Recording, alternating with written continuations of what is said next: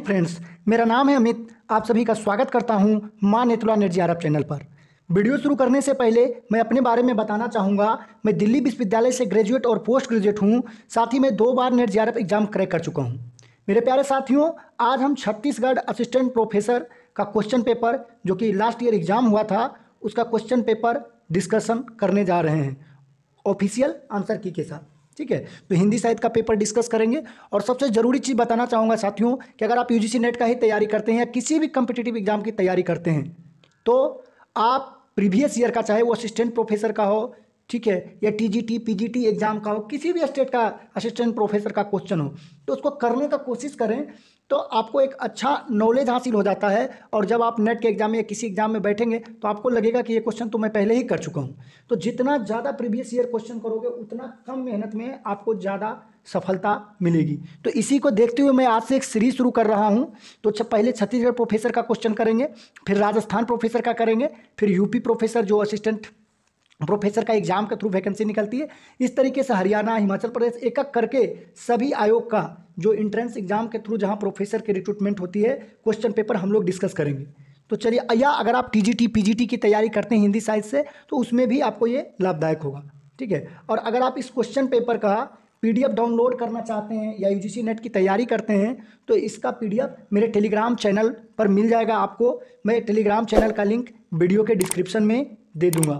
तो चलिए, बिना देर किए शुरू करते हैं आज का पहला क्वेश्चन कि क्रोचे के अभिव्यंजनावाद के संबंध में कौन सा कथन सही है। तो ये क्वेश्चन आप देख रहे होंगे पाश्चात्य काव्य सिद्धांत से आया है। ठीक है, तो इसमें पहला है कि कला और सहजानुभूति अलग अलग है। क्रोचे सहजानुभूति को अभिव्यंजना मानते हैं और यह अभिव्यंजना अंतर्मन से होती है। दूसरा है सफल अभिव्यक्ति में सौंदर्य निवास करता है। और डी, क्रोचे की दृष्टि में कला एक आध्यात्मिक प्रक्रिया है। तो इसमें पहला नंबर ऑप्शन ही गलत है।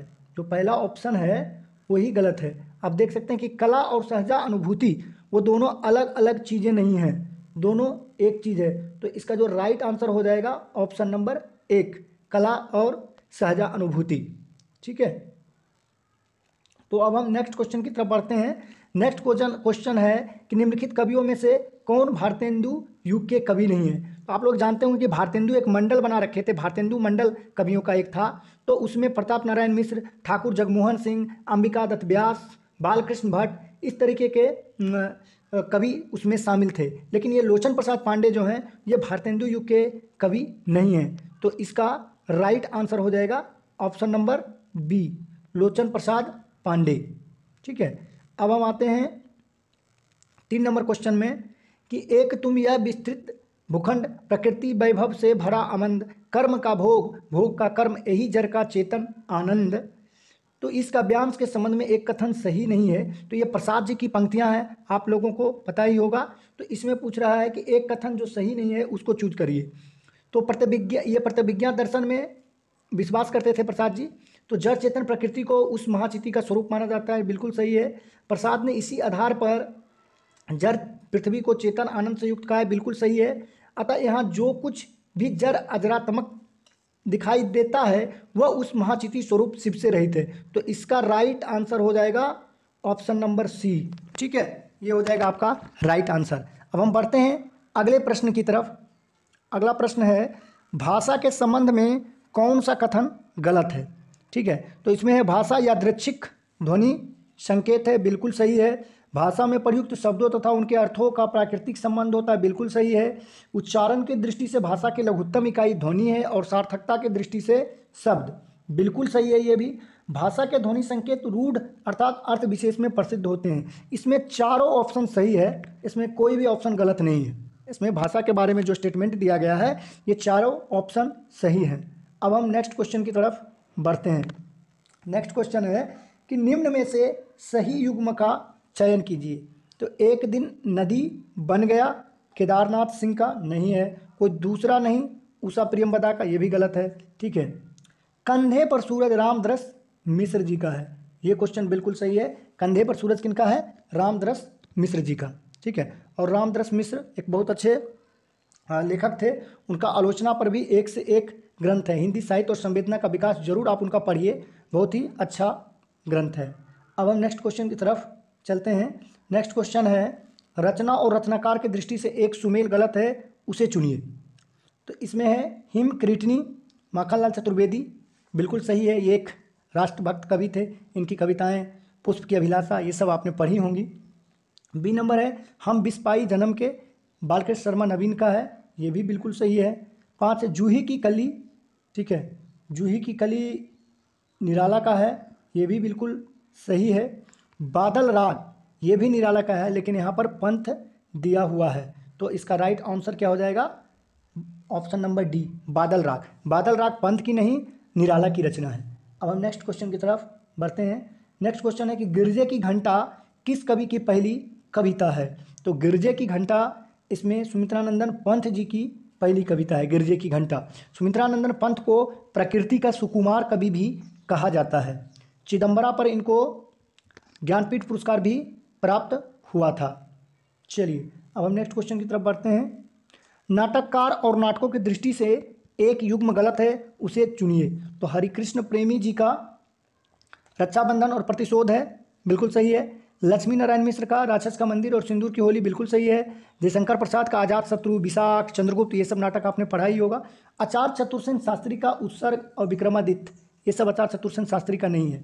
चतुर्सेन शास्त्री जी का आपने वैशाली की नगर बधू, इनका एक बहुत ही प्रसिद्ध उपन्यास है, जरूर आप पढ़िएगा। इनका जो नाटक है वो अम्बपालिका है, ठीक है, तो वो सब है, तो ये दोनों नहीं है, उत्सर्ग और विक्रमादित्य। तो इसका राइट आंसर हो जाएगा ऑप्शन नंबर डी। चलिए अब हम नेक्स्ट क्वेश्चन की तरफ बढ़ते हैं।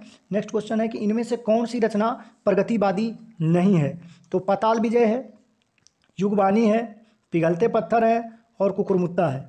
तो इसमें ऑप्शन नंबर ए होगा, पाताल विजय नहीं है, क्योंकि कुकुरमुत्ता निराला जी का है, ठीक है, तो ये प्रगतिवादी कवि थे। तो आपको पता होना चाहिए प्रगतिशील आंदोलन की जो शुरुआत होती है वो प्रेमचंद की अध्यक्षता में 1936 में एक लखनऊ में बैठक हुई थी, वहीं से शुरू होती है। तो ये चीज़ें भी आप ध्यान में रखिएगा।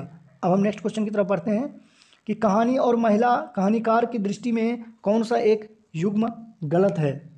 तो इसका कितना बड़ा झूठ, ठीक है, उषा प्रेमवदा जी का है। उषा प्रेमवदा जी का एक वापसी भी बहुत ही प्रसिद्ध रचना है, बार बार एग्जाम में आता है इनका कहानी, तो ये आप ध्यान में रखिएगा। एक स्त्री का विदा गीत, बिल्कुल सही है।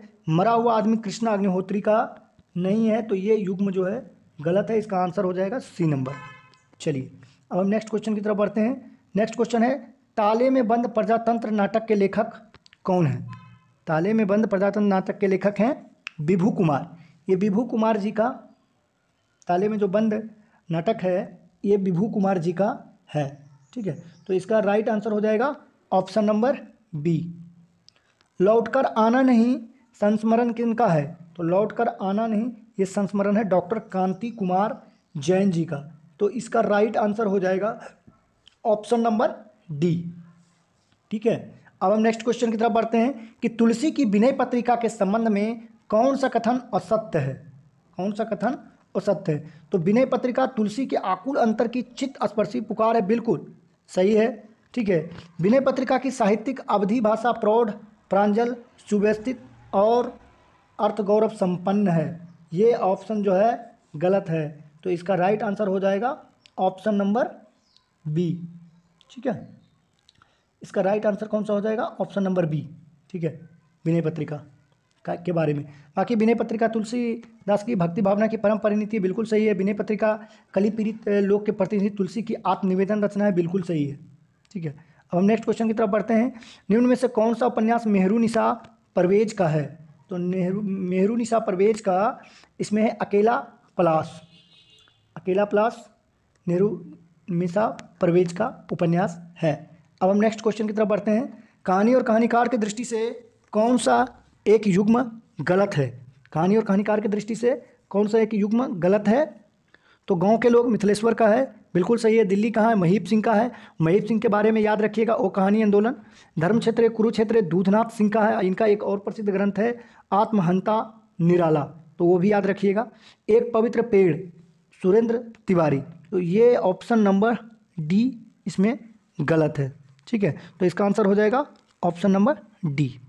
चलिए अब हम नेक्स्ट क्वेश्चन की तरफ बढ़ते हैं। तो लोकायतन महाकाव्य का कथ्य किस महापुरुष से संबंधित है। तो लोकायतन सबसे पहले जानना चाहिए किनका है। तो लोकायतन सुमित्रानंदन पंत जी की रचना है। और लोकायतन महाकाव्य जो है वो महात्मा गांधी के ऊपर है। ठीक है, तो ये आपका इसमें ऑप्शन नंबर सी उत्तर हो जाएगा। ठीक है, ऑप्शन नंबर सी। अब हम आगे चलते हैं। इनमें से किस कवि का नाम प्रथम तार सप्तक के कवियों में नहीं है? तो प्रथम तार सप्तक में कौन नहीं थे? तो प्रथम तार सप्तक में केदारनाथ सिंह जी नहीं थे। ऑप्शन नंबर डी हो जाएगा इसका उत्तर। अब हम नेक्स्ट क्वेश्चन की तरफ बढ़ते हैं। नेक्स्ट क्वेश्चन है कि निम्न में से कौन सी एक रचना गिरजा कुमार माथुर की नहीं है? तो गिरजा कुमार माथुर की रचना नहीं है इसमें शेष यात्रा। Option number C, option number C हो जाएगा। शेष यात्रा गिरजा कुमार माथुर की रचना नहीं है, आप देख सकते हैं। ठीक है, अब हम नेक्स्ट क्वेश्चन की तरफ बढ़ते हैं कि जुनेजा मोहन राकेश की किस रचना का पात्र है?